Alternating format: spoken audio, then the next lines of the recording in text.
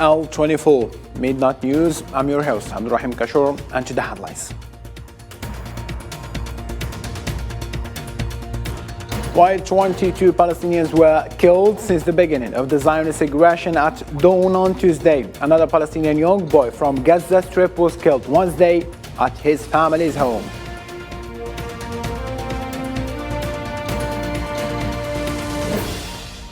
Syrian President Bashar al-Assad received an invitation to next week's Arab Summit in Saudi Arabia, which is the first invitation since the country's war began in 2011.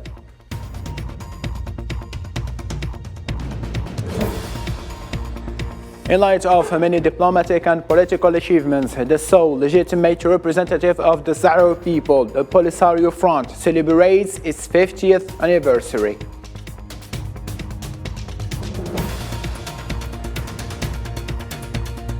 And the day after his arrest sparked nationwide protests where 8 people have lost their lives. Pakistan's former Prime Minister Imran Khan has pleaded not guilty to corruption charges.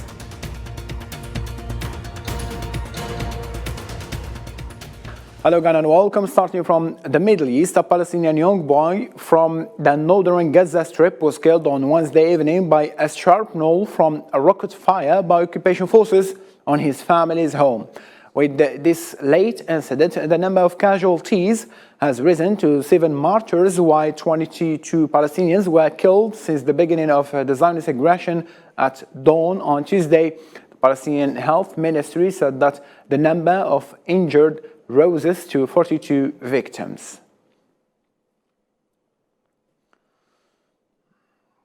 Same line of thought, the Palestinian Health Ministry said that occupation forces have killed 2 Palestinians in the occupied West Bank. This last attack comes a day after the Zionist entity pounded the Gaza Strip with missiles that killed 15 people in separate attacks over several hours.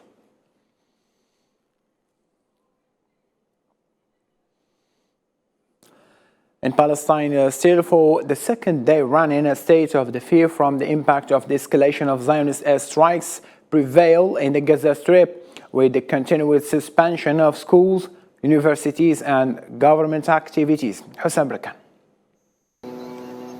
Tensions rose in the Gaza Strip as fears grew of further violence after 1 Palestinian was killed and another wounded in a Zionist airstrike in southern Gaza. Shops and banks were closed, fishing boats stayed at anchor, and streets were largely empty. It's a hard situation, to be honest. We face fear, we are staying tuned.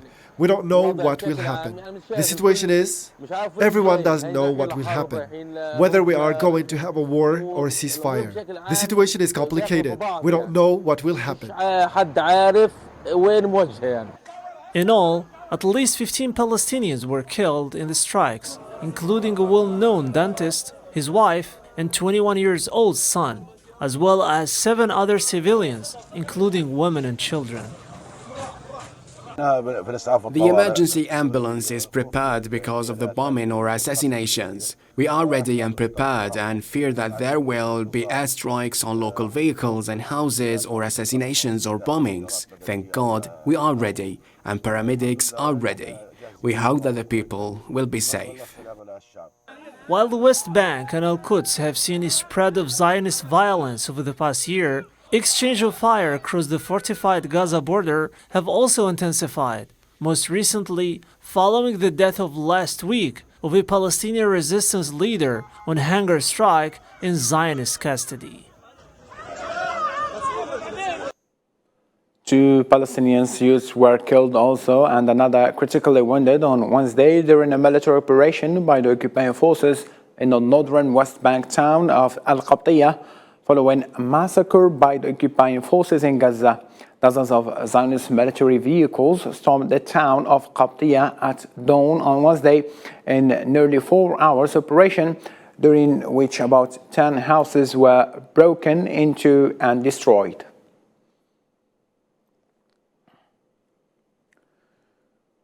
In a related matter, the Joint Room of Palestinian Resistance Factions announced the implementation of Operation Revenge of the Free, which consists of launching a large missile strike with hundreds of missiles starting from Gaza border and even the Zionist interior.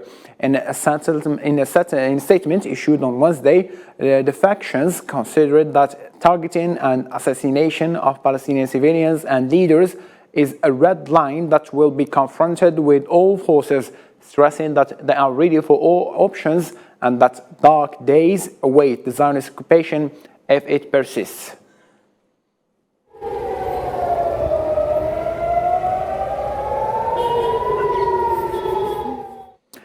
The Arab League on Wednesday strongly condemned what they said was a widespread Zionist aggression, siege and crimes against Palestinian people in Al-Quds, the Gaza Strip and other cities and villages. A statement issued by the Arab League after the meeting offered strong condemnation of Zionist actions in Al-Quds, the Gaza Strip, Jenin, Nablus, Ramallah and other locations.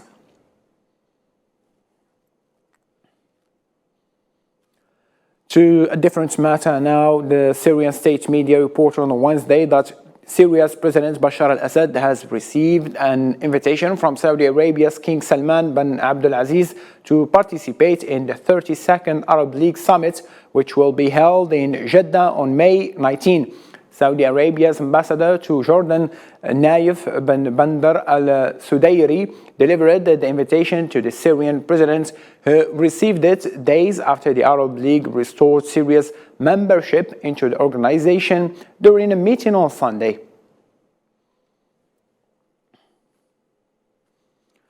In a related matter, Saudi Arabia will reopen its diplomatic mission in Syria, according to the Saudi Foreign Ministry. However, it did not mention when the embassy would reopen. The ministry stated that this decision comes from the bonds of brotherhood that unite the peoples of Saudi Arabia and Syria.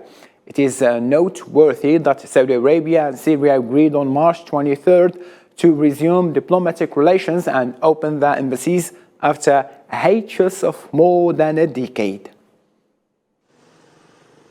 There was a desire by both sides in opening the consulates. I believe there is communication now to set the opening date, and now it's more about procedures than political work. Still in Asia and kind of to Europe, the foreign ministers of Turkey, Syria, Russia and Iran met in Moscow on Wednesday in the highest level negotiations so far for rebuilding ties between Ankara and Damascus after years of animosity during Syria's civil war. In a landmark quadripartite meeting, Syria and Turkey agreed Wednesday to set up a roadmap to improve strained ties, following talks alongside Russia and Iran in Moscow. It is the first time a Syrian foreign minister has met a Turkish counterpart in more than a decade. Syria's foreign minister Faisal Miqdad reaffirmed that Damascus demands full withdrawal of Turkish troops for relations to be restored. Damascus wants to resolve outstanding issues with Ankara, but the withdrawal of Turkish forces from Syrian territory is a condition for normalizing relations between us. During the talks that marked the highest level contact between Ankara and Damascus, Sergei Lavrov voiced his country's hope that the meeting of foreign ministers would contribute to drawing up a roadmap for restoring Syrian-Turkish relations to normal. Speaking of the normalization of relations between Syria and Turkey, we see our task not only in politically consolidating the progress that has been made, but also in determining the general guidelines for further movement. If you do not object to such a methodology, then the best result of our communication could be an agreement to instruct experts to prepare a draft roadmap for Syria-Turkey normalization for the next ministerial meeting, which will be then reported to the heads of our states. Moscow is Assad's main ally. It has encouraged reconciliation with Ankara. However, Wednesday's meeting hosted by Russia was not clear if it produced any concrete outcomes. The efforts toward a Turkish-Syrian reconciliation follow a deadly earthquake in February that killed tens of thousands of people in Syria and Turkey. Since then, regional normalization with Damascus began to accelerate. Turkish Foreign Minister Çavuş Oglu said on Wednesday that he believed that Ukraine Black Sea grain deal could be extended for at least 2 more months, as officials from the parties involved held the first day of talks on extensions in Istanbul. Russia has said it would not extend the pact beyond May 18 unless a list of demands is met to remove obstacles to its own grain and fertilizers exports. Çavuş Oglu said on his return from a trip to Moscow that the grain deal was among the issues, and he discussed with his Russian counterpart Sergei Lavrov, and he hoped a positive result could be achieved in Istanbul, where talks were set to continue on Thursday.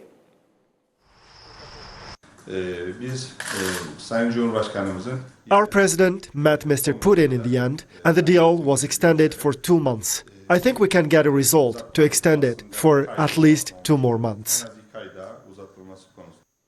Back to the country, President of the Republic, Mr. Abdelmajid Tebboune, received on Wednesday the credentials of the new ambassadors of Rwanda, Georgia, and Belarus and Kazakhstan to Algiers. According to a statement of the Algerian presidency, Foreign Minister Ahmed Attaf and Director of Presidential Office Mohammed Nadir Al-Arbawi attended the ceremony.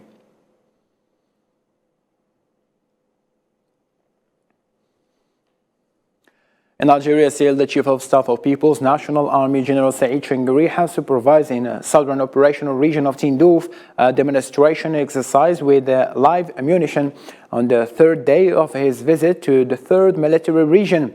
A statement from the Algerian Ministry of Defense stated that the exercise clearly confirms the ability of the participating units in successfully promoting, performing, and assigned tasks, especially in the field of good control of crews in various modern weapons and high-technology equipment.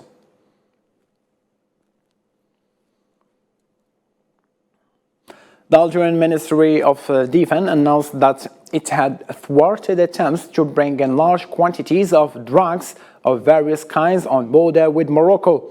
The Algerian Ministry of Defense, in its latest operational report, published on its official Facebook page, revealed that its units were able to seize more than 5 quintals of cannabis on the Moroccan border and arrest 41 drug dealers.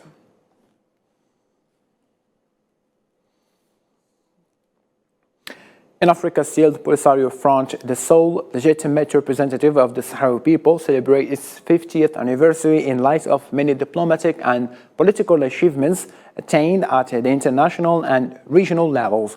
The event takes place amid international and regional variants, including the return of the Sahrawi issue to the international agenda, and amid great international support, condemnation of the crimes of Moroccan occupation.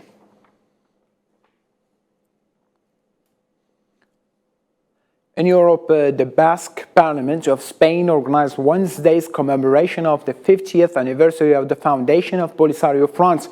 A Sahrawi delegation led by Ambassador Ashraya al-Bashir, accompanied by representatives of the Front, members of the Sahrawi community, as well as members of solidarity movement with the Sahrawi people, took part in the commemoration. During the ceremony, participants expressed their unwavering support for the Sahrawi people's struggle and their right to self-determination and independence. In a related matter, the mayor of Napoli has received the governor of Bujur, Adday Mohammed Shaddad, who is on a working visit to Italy, according to Sahrawi news agency. The meeting was attended by the president of the city council, Vincenza Amato, and delegation representing the Sahrawi people, as well as the representative of the Polisario Front in Italy, Fatima Hafdallah Sayyid Allal. During the meeting, Napoli's council president and mayor reiterated the strong support of the administration of the Italian city and its entire people for the Sahrawi people, affirming that bilateral relations with the Sahrawi Republic have always been characterized by strong ties.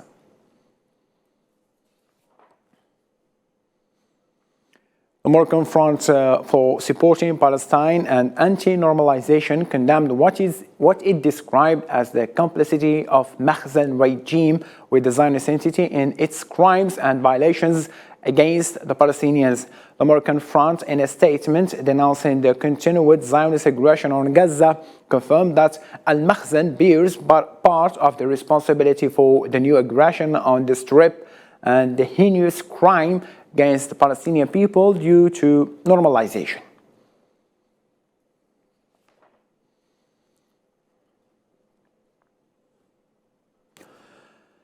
In Africa, still, the president of the Libyan Presidential Council, Mohamed Al-Menfi, has received the UN envoy to Libya, Abdoulaye Batili. The meeting focused on progress made in the basic files to reach the elections during the year 2023 and discussed ways to support the 6+6 committee to fulfill its responsibilities regarding electoral laws as soon as possible.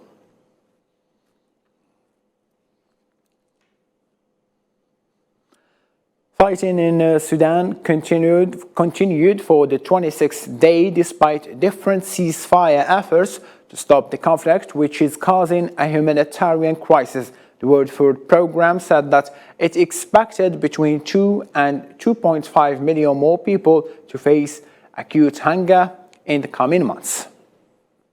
Almost a month and the landscape in Sudan hasn't changed. Sudanese people still wake up with the same sound: gunfire. The scenes of fighting around Khartoum start to become usual, and the consequences are too alarming. The UN says around 2 million of people in Sudan may face acute hunger. The country is already in a dire food insecurity. Now, the current conflict threatens to push millions more into starvation. Their intentions not yet clear. Of course, decisions that people are making to move are influenced by so many different factors. Events on the battlefield and the extent to which conflict is encroaching upon their communities are one. But of course, it's very difficult right now to find money. The ATMs aren't working. The banking system is not functioning. While escaping might offer some glimmer of hope or a safe place, the Sudanese citizen now has two choices: a motherland unsafe, and a refuge unable to offer the needy Sudanese people even the basic necessities. The second seems to be the best solution for the moment, as those who remain in Khartoum live barricaded in their homes without water or power. Those people who come from Khartoum, they need support. But in my cell, we have no support. We have no able to support them. We need shelter, to give them the shelter and food and medicine. Sudan is going through one of the most complex crises in its contemporary history. Efforts to silence the guns have failed so far. People are left with no choice except escaping any way they can, as ceasefires are agreed only to be broken. Pakistan's former Prime Minister Imran Khan has pleaded not guilty to corruption charges a day after his arrest sparked nationwide protests where 8 people have lost their life. Rimzia. A court in Islamabad remanded the former head of government in custody for 8 days. Lawyers for Khan said the National Accountability Bureau, which ordered Khan's arrest, asked the judge to remand him in custody for at least 10 days. 8 people have died and 1,000 have been arrested across Pakistan following a wave of protests prompted by the arrest of the former prime minister. Tensions escalated dramatically between protesters and security forces. Khan supporters have even broken into important state buildings, damaging private and public vehicles.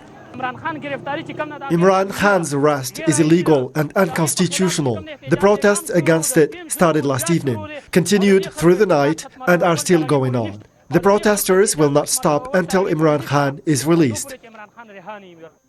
They have stormed the headquarters of the national broadcaster Radio Pakistan. Meanwhile, authorities have imposed an emergency order banning all gatherings in 4 provinces. Following a cabinet meeting, Prime Minister Shahbaz Sharif denounced the attacks on public property and military installations.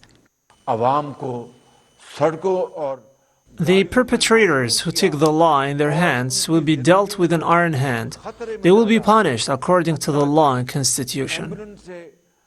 Amid unprecedented violence, access to social media and internet services were disrupted and schools were ordered to shut across the country. Extremely popular, Imran Khan was ousted from power in a no-confidence vote last year and has since then put pressure on the coalition government to hold early elections in hopes to return to power. Pakistan is plunged into a deepened political turmoil that could become a permanent crisis, according to analysts. And now for more international news, let's follow this roundup by Mohammed Khatou. Crowds of migrants gathered at the U.S. border carrying their belongings after crossing into the United States from Mexico. Thousands of migrants are crossing into the United States this week before a new regulation takes effect that could bar most who cross illegally from seeking asylum, while others gathered on the Mexico side amid confusion about U.S. policy. The U.S. rolled out a regulation on Wednesday that presumes most migrants are ineligible for asylum. Under Title 42, which has been in place since March 2020, many border crossers were rapidly expelled to Mexico without a chance to seek asylum, leading to repeat attempts. Family, friends, and fans held an emotional farewell for legendary Brazilian rock singer and songwriter Rita Lee on Wednesday at Sao Paulo's Planetarium. Lee, an icon of the Tropicalia artistic movement, died after a 2-year battle with lung cancer at her home in Sao Paulo at the age of 75. With more than 20 albums recorded and 55 million records sold, her songs touched on many issues and aspects of life related notably to feminism. China announced on Wednesday the successful launch of its Tianzhou 6 cargo spacecraft, which is delivering essential supplies to the crew on board China's Tiangong space station. The Tianzhou 6 spacecraft is carrying clothes, drinking water and food for the 3 Zhangzhou 15 crew members who are currently on board the Tiangong space station, as well as for the astronauts who will serve in the upcoming Zhangzhou 16 mission, which is expected to take off later this month. During their 5 months in orbit so far, the 3 astronauts have completed 4 extravehicular activities, setting a domestic record for the most spacewalks conducted by a single crew. From sea creatures to mummies and citadels, different shapes of sand sculptures take over a public beach at Egypt's coastal city of Alexandria, as artists and students compete in the Sand Sculpture Festival. 13 artists and fine arts students used El Saraya public beach as their canvas, creating large sand sculptures to promote tourism and mark the beginning of summer season. Using only sand and water, the artists face many difficulties to complete their artworks due to unpredictable weather conditions. To the Champions League now, largely dominating Nerazzurri. Inter Milan won 2-0 thanks to goals scored in the first 11 minutes by Eden Dzeko and Henrik Mkhitaryan. The Milanese weren't strong and they couldn't manage to play their usual plan, especially with the absence of the Portuguese Leao and the Algerian midfield Banasser, who left the pitch injured just 8 minutes after the beginning of the game, which made it really hard for the hosts to overcome the dominance of the Inter players, whom they could even have scored more goals on many occasions. It is worth mentioning Inter Milan takes a lead with 2 goals before the second leg that will be played at Giuseppe Meazza in the same Milan stadium, but this time in front of their supporters. And from the UEFA Champions League to the UEFA Europa League semi-final today, Thursday, that will feature an entertaining game between German opponents Bayer Leverkusen and Italian football club AC Roma. Roma, the 22 UEFA Europa League champions, have never won Europa League. However, they did participate in 1991 UEFA Cup final. The Italian club will be looking to win and make history by reaching the Europa League finals for the first time ever under the management of the special one Jose Mourinho. On the other side, the Germany team, Leverkusen, led by the Spanish coach Xabi Alonso, is making an outstanding performance in the Bundesliga and in the European competition by reaching the semi-final. He is looking to gain again the title they won in 1998.